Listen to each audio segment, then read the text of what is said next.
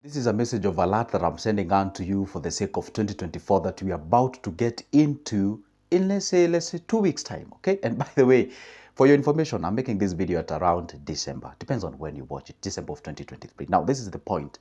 The 2024, it's actually a mixture of different things that you anticipate as far as the economies are concerned. And let me tell you one secret about life. You can be able to get sort of an alert before and also be able to be prepared so that you can actually have the preparation and put your house in order by the time. For example, can you imagine this? If somebody did share with you, let's say in 2019, that hey, guess what, 2020 we're going to experience a COVID-19, and by the way, this is what will happen. Businesses will close. Some of the people will be fired. You'll be required to go out there and grind as much as you can to provide. And by the way, after that, economies will go high in terms of the cost of living will go high, skyrocketing of the prices of commodities and all those kind of things. Can you imagine if somebody did share that information with you? What would you do and what action would you take? Obviously, number one, you'll adjust yourself in terms of how you spend your money. Number two, you're going to expand the basket of what we call the emergency fund. Number three, you're going to look for areas whereby you can be able to invest to supplement that what you get from the active income. And number four, obviously, you're going to check out on what, where, how you spend your money so that at least you can be able to create more surplus, which is investable, that can actually earn you, a massive amount of money out there. All right. So now today I am actually giving you sort of an early alert of the 2024 that we anticipate.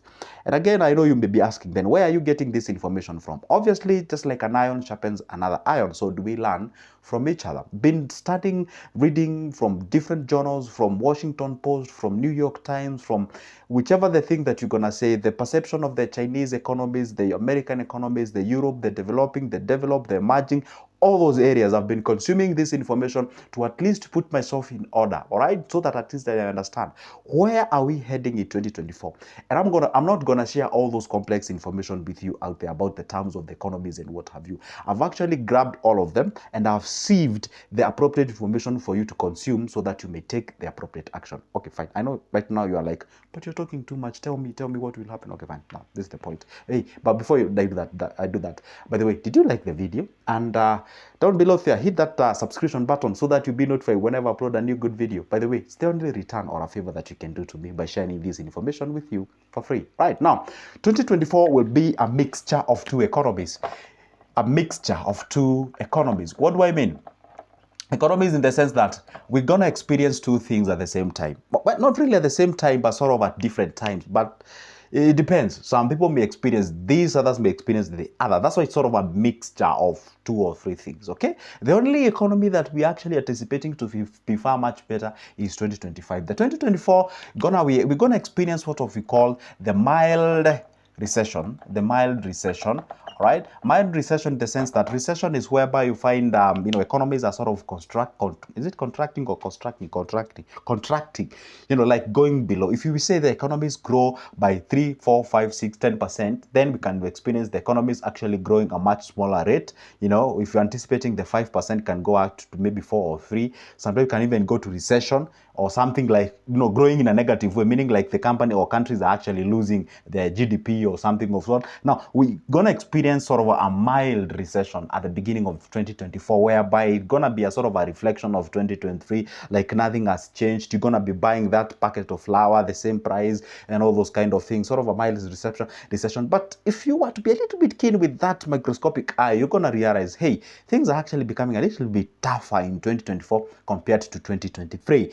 And again, at this particular point, you might actually sort of experience the shares or the stocks going sort of down or something of sort.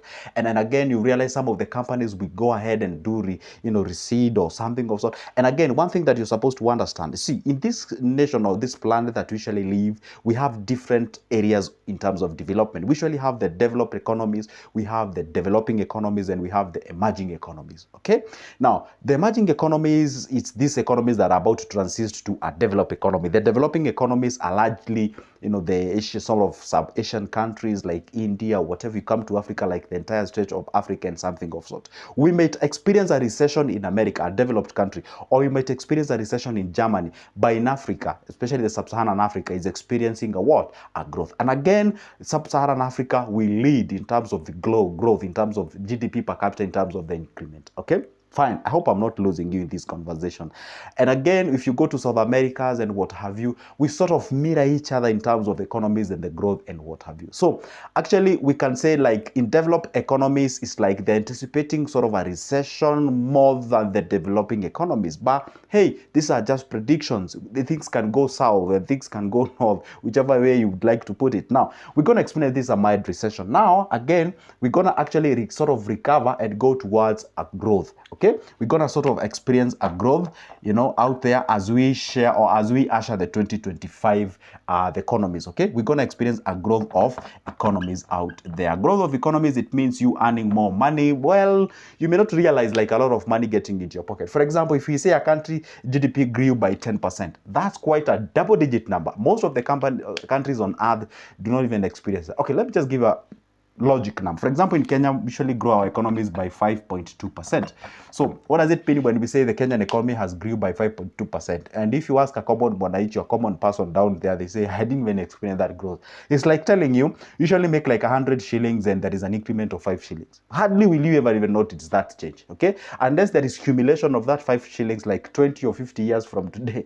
And then you can actually do that and then you can say, oh, there is an increase of 50 shillings. Oh, wow, that's amazing, okay? You get that sort of a microscopic thing, but it means a lot when it's put into perspective in terms of the growth. So this is sort of an experience that we usually have. Now, the point is this now, how am I supposed to behave when we experience the mild recession? And how am I supposed to behave when we're experiencing this growth and what have you?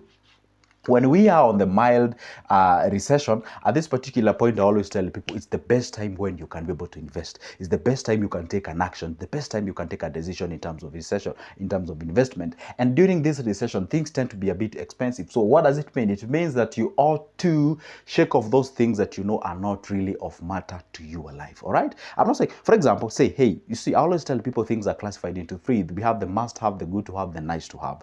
So if you're really spending much of your time towards the nice to have, and obviously I know that what brings a difference between person A and B, at the same time it's also good to make sure that at least you also channel, focus mostly on the must have things so that at least you can increase or expand the gap between how much you spend and how much you make, because the difference between the two is what gives you the power to invest, the power to actually buy your future. Because hey, guess what they say? Investing is actually buying a day in future that you don't have to work.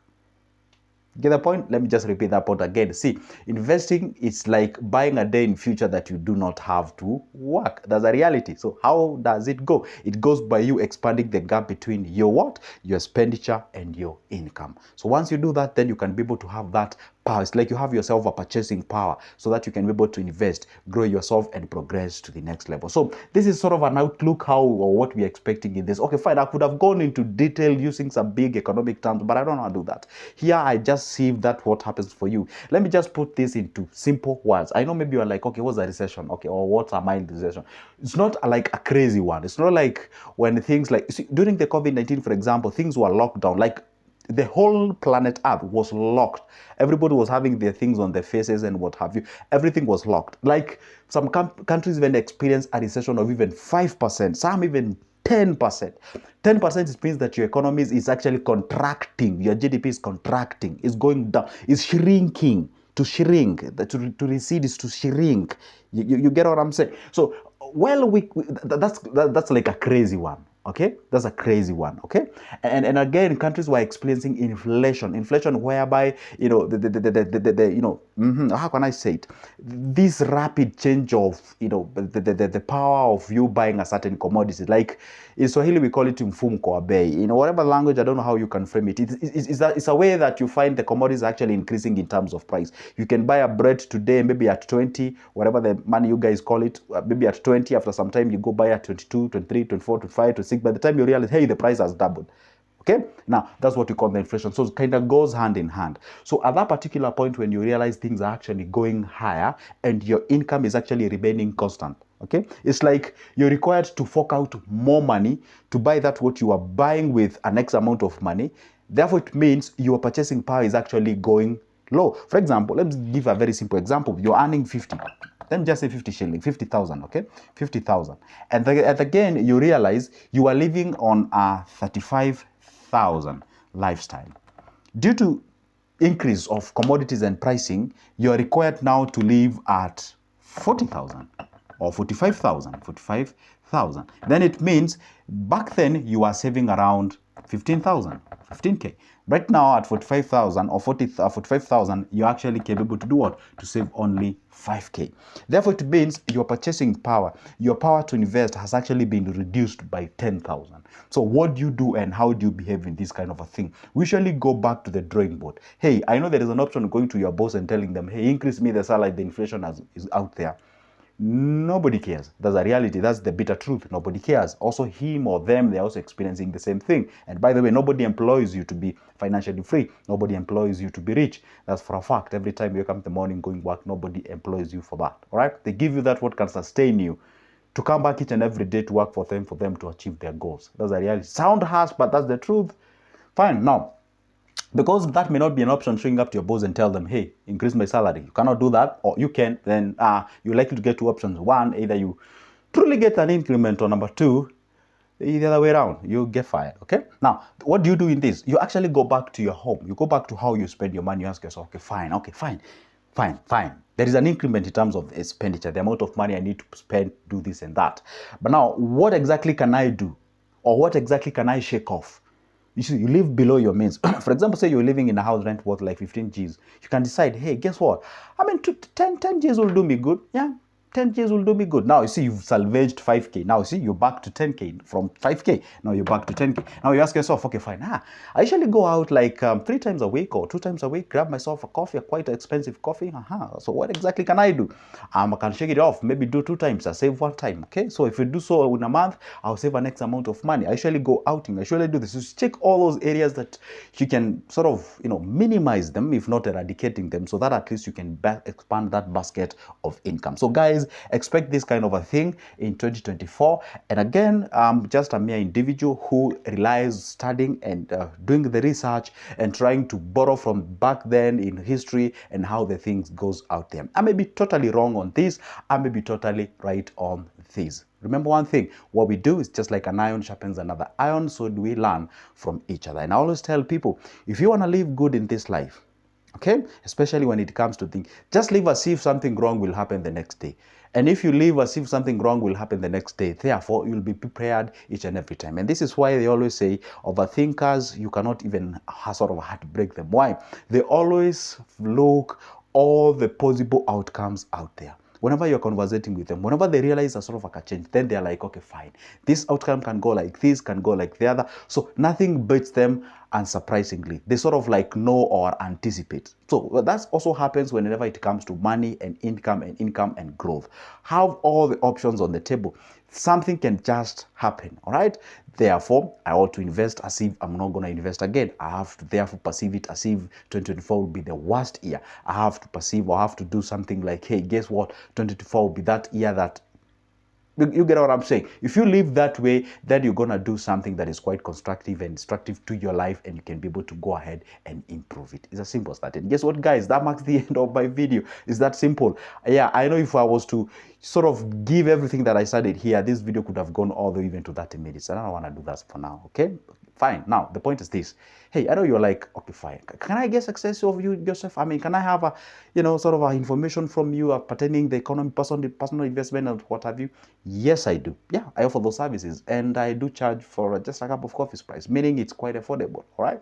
Grab my number from my description of this specific video. Pick it up out there. All right. And there's also an email there. You can pick it up and shoot me an email. We can have a conversation. But for now, it's a goodbye and see you in the next one.